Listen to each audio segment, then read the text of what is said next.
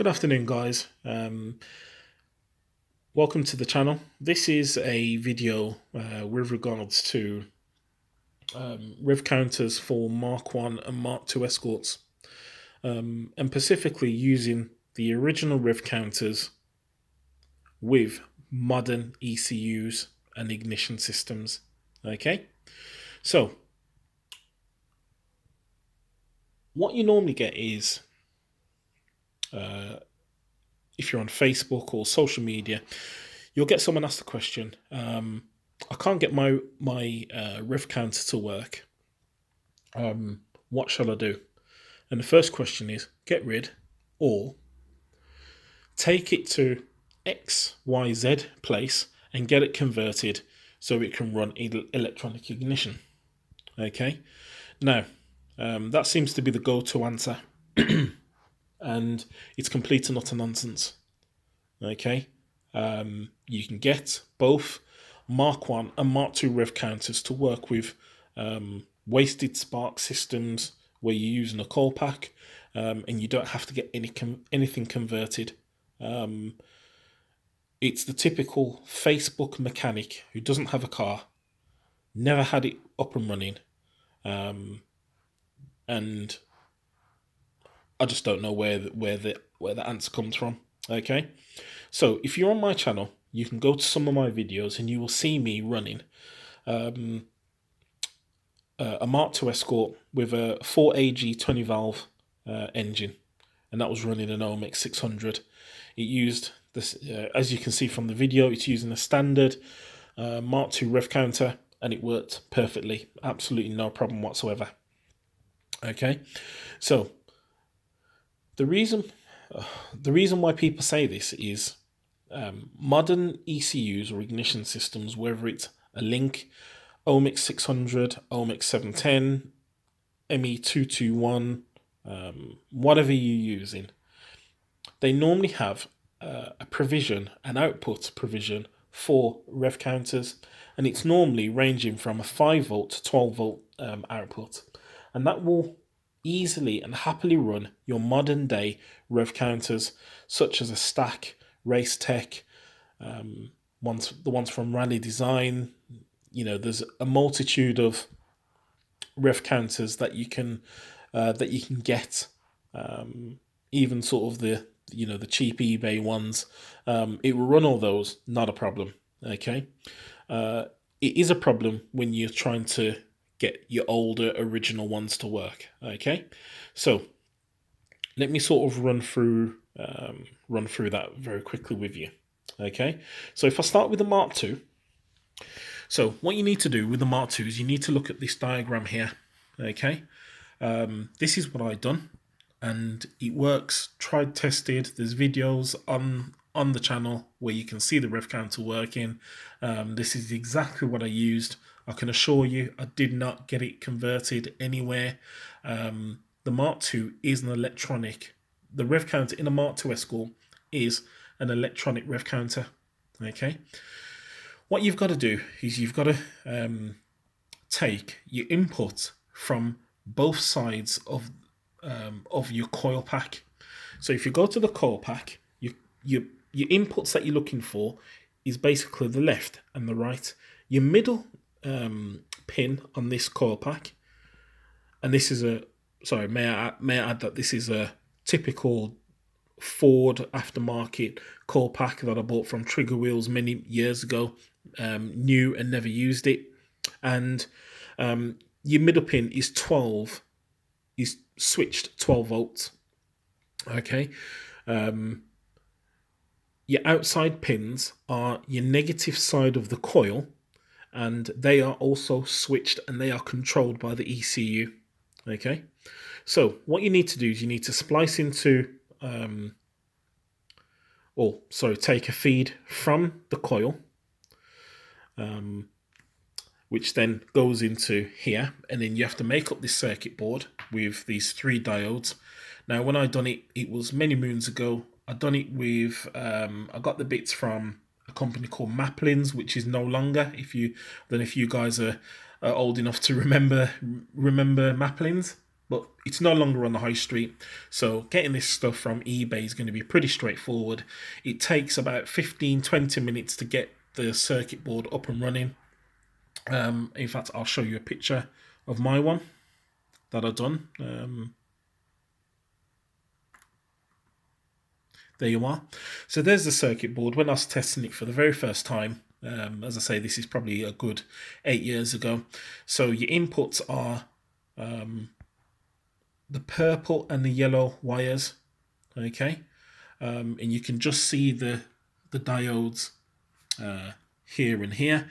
And then basically all I've done was got a bit of wire from this hole to there in the middle. Same again from this side to that side. So that was that part of the circuit. And then the last diode, and then this wire was your output to the rev counter. Okay. And then you can see there's the input wire into the rev counter, and the wire part of the Ford loom, the wire that controls your rev counter is the green one. Okay, and as you can see there from the photo, it's working and it's just shy of 1,000 RPM. Okay, so that works absolutely perfectly. Didn't need to convert anything. It's just where you're taking the feed from, and it was accurate. I will move on to accuracy later on because there seems to be a lot of nonsense around that also. Okay, so let's move on to the Mk1. Okay. Okay, so Mk1 Escort, the rev counter isn't an electronic one. It's used what's called an RVI system. I'm not exactly 100% sure how it works. All I know is that it's a pulse sensing unit, and it doesn't have a direct feed. So if I show you the wire that does drive it, it's actually this one. But actually, as you can see, it's quite loose. Okay, and that's kind of the connection there. That's it. Okay, there is nothing more to it. Okay, and I think you can actually see. Yeah, you can actually see there. It actually says RVI. This is not something that was exclusive to Ford at the time. Many other manufacturers used, the same or very similar system. Okay, and it was commonplace in sort of late 60s, and into the 70s as well. Okay, so with going back to the core pack, whereas with the Mark II we were using the negative switched ECU controlled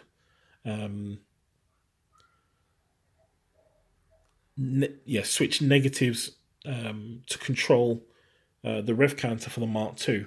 In a Mark I, it's the plus 12 volts switched that you need to be looking at. So what you need to be doing is taking again, splicing into the sort of loom that you're going to be making up or using.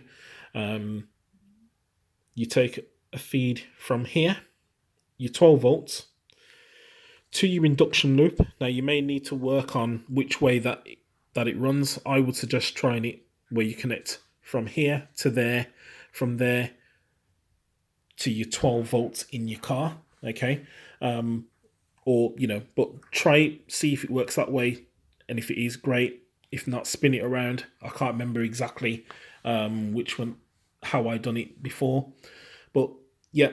So you're taking 12 volts from here to your induction loop, and then this side then goes back into the car where your switched 12 volts is coming from.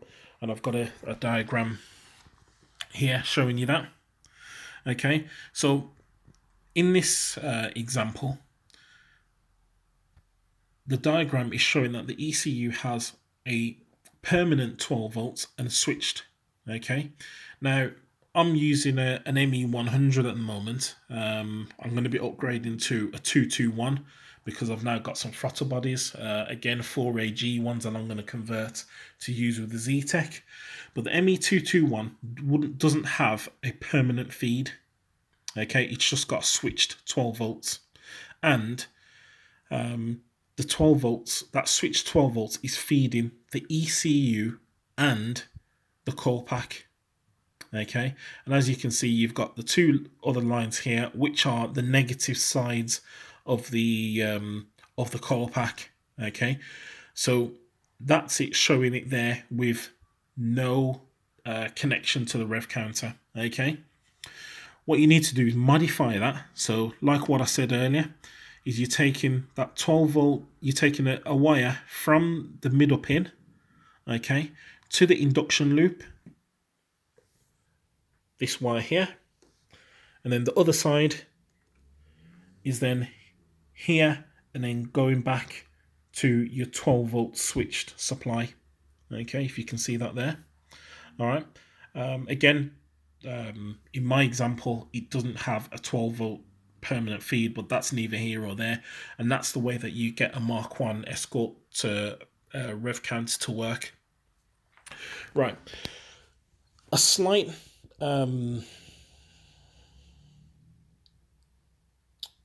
myth where people say there's no point doing it because they don't work. They don't work particularly well, and they were never accurate in the first place.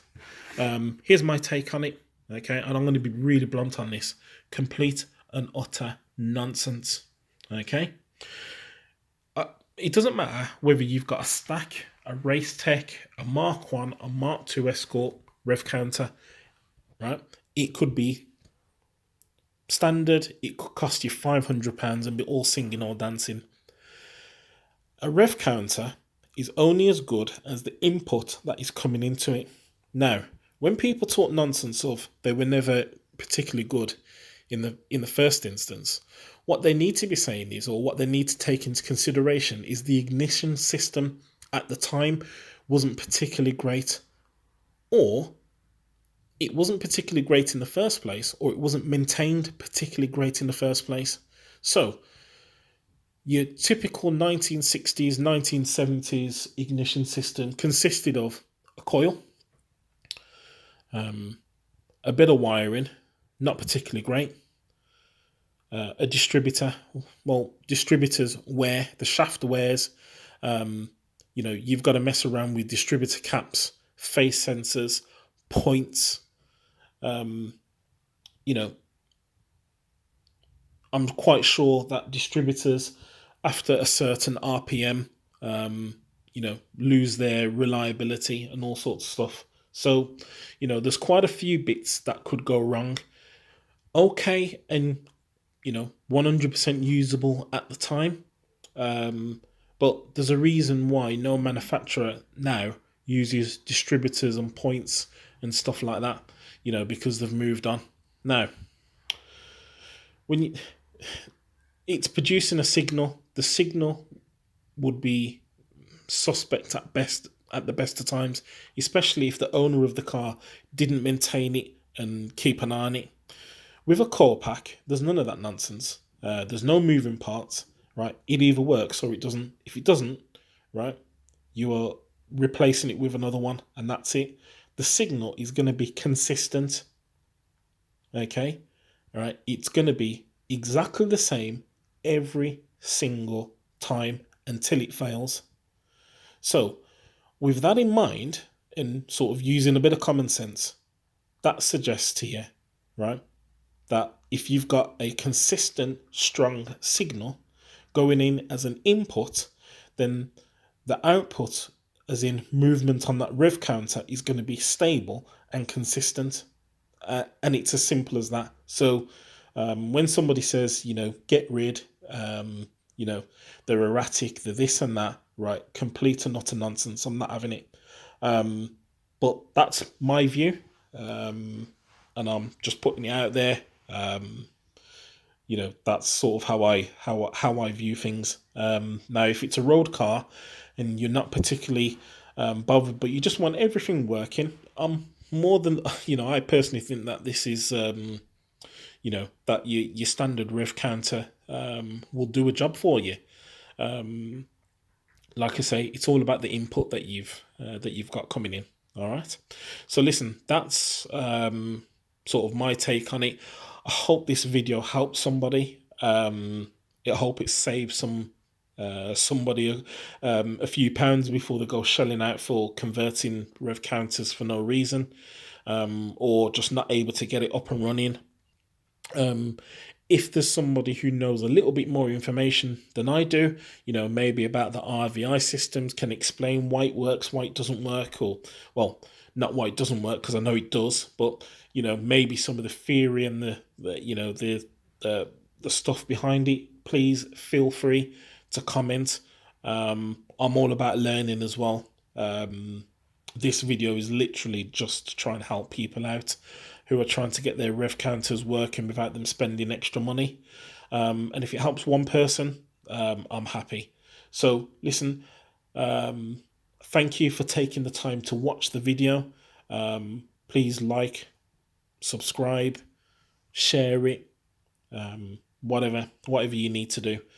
Thank you ever so much for watching again, and I'll try and put out some more content soon. Thank you very much. Cheers.